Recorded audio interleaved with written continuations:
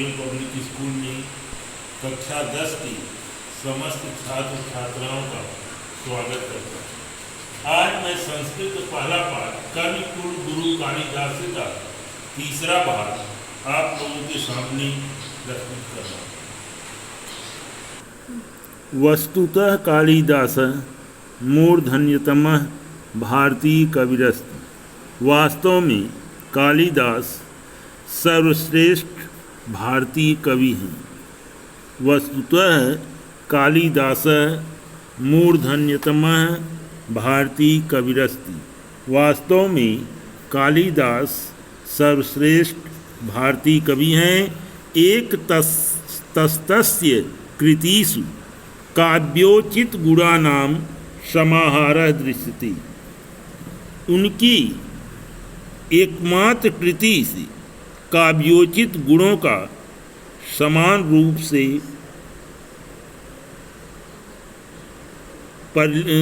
रूप से समानता का व्यवहार दिखाई देता है। अपरतस्य और दूसरे भारतीय जीवन पद्धति की सर्वांगीणता तत्र राजते। और दूसरे भारतीय जीवन पद्धति की सर्वांगीणता सभी जगह सुशोभित है। काव्योत्कर्ष दृष्ट्वा, काव्य के उत्कर्ष की दृष्टि से, काव्य के विकास की दृष्टि से तस्य काव्येषु मानव मनसः सूक्ष्मानुभूतिं नामीन्द्रधनु कस्यापि सहृदयस्य चित्तमावर्जयितुं पारयति। काव्योत्कर्ष की दृष्टि, काव्य की उत्कर्षता की दृष्टि से तस्य काव्येषु, उनके काव्यों में मानव मनसः, मानव के मन में सूक्ष्म अनुभूति, चारों तरफ सूक्ष्म अनुभूति जो है दिखाई देती है। और कस्यापि सहृदयस्य चित्तमावर्जयितुं पारयति, किसी के भी हृदय को अपनी ओर आकर्षित करती है। प्रकृतिरपि स्वजड़त्वं विहाय सर्वत्र मानव सहचरी वाचरति। प्रकृति भी अपनी जड़ता को भूल करके, प्रकृतिरपि स्वजड़त्वं विहाय सर्वत्र मानव सहचरी वाचरति। प्रकृति भी अपनी जड़ता को भूल करके चारों ओर मानव के समान आचरण करते हैं। रघुवंशे दिग्विजयार्थं प्रस्थितस्य रघो सभाजनः वनवृक्षा प्रसून वृष्टिभिः संपादयन्ति। रघुवंश में राजा रघु की दिग्विजय के लिए प्रस्थान करते समय राजा रघु सभाजनों में वन वृक्ष भी जो है उनके ऊपर फूलों की वर्षा करते हैं। रघुवंश के दिग्विजय के लिए प्रस्थान करते समय राजा रघु को सभाजन और वन के वृक्ष भी फूलों की वर्षा करके उनका सम्मान प्रकट करते हैं। मेघे विरहोत्कंठितस्य यक्षस्य प्रेम विह्वलताया अद्वितीय सृष्टम परिलक्ष्यते।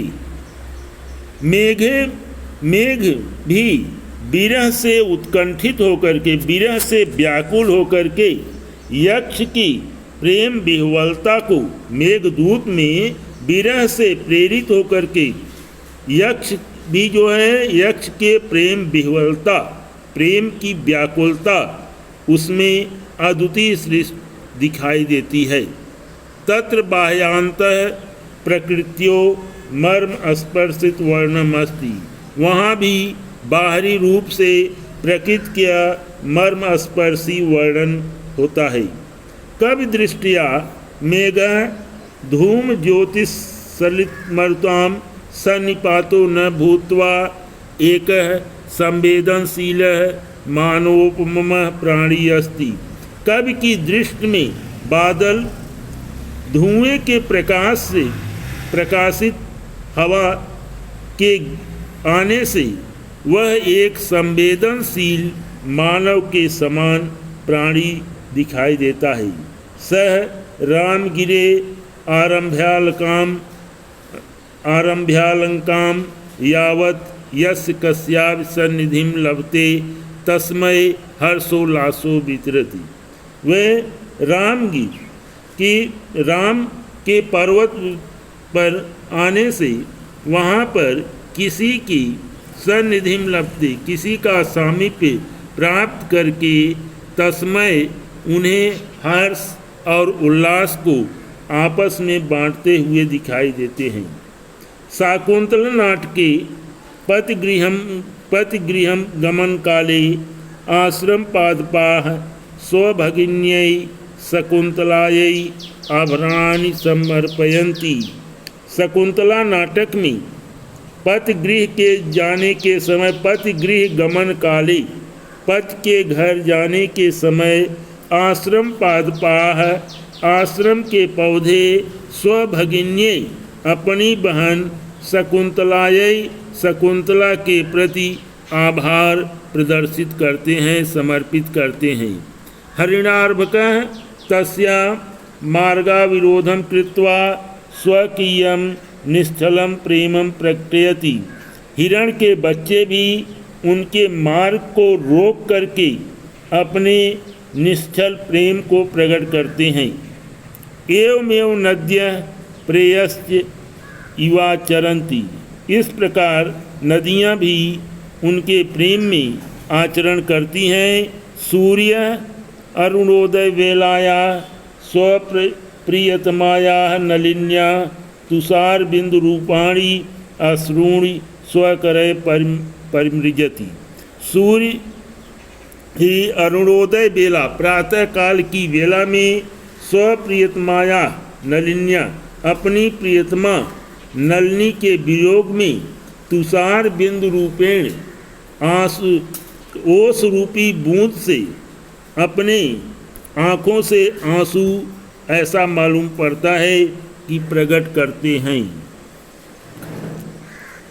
कालिदास काव्येषु अंगिरस श्रृंगारो अस्ति। कालिदास का काव्य प्रधान श्रृंगार रस है।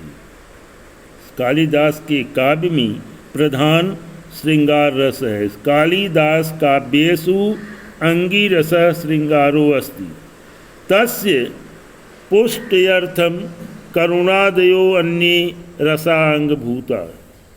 उसके अन्य करुण और आदि रस भी जो है दिखाई देते हैं। रसानुरूप, रस के अनुरूप, क्वचित प्रसाद क्वचित माधुर्यम तस्य काव्योत्कर्षम सहायम कुरुतः। रस के अनुरूप कहीं प्रसन्नता, कहीं मधुरता उनके काव्य की उत्कर्ष में, उनके काव्य की शोभा में सहायता करते हैं।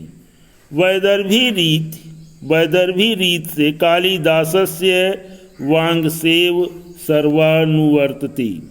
वैदर्भी रीत से कालिदास की वाणी सर्वत्र अनुकरणीय है। अलंकार योजना नाम कालिदासो अद्वितीय। अलंकार की योजना में, अलंकार के प्रयोग में कालिदास अद्वितीय है।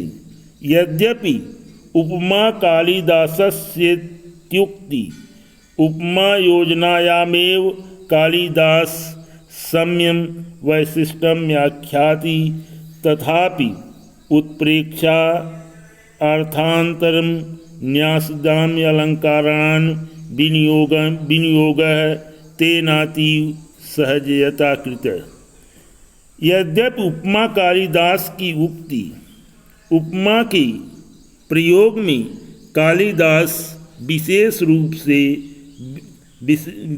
रूप से प्रसिद्ध दिखाई देते हैं, तथापि फिर भी उत्प्रेक्षा अर्थात आदि अलंकारों का प्रयोग करने में वे सहज रूप से दिखाई देते हैं। कालिदासस्य नाट्यकृतिषु, कालिदास की नाटक रचना विशेषतः विशेष रूप से शाकुंतले वस्तु विन्यास शकुंतला की वस्तु विन्यास, अनुपम चरित्रण सर्वथा और संवाद शैली भेजने योग्य है।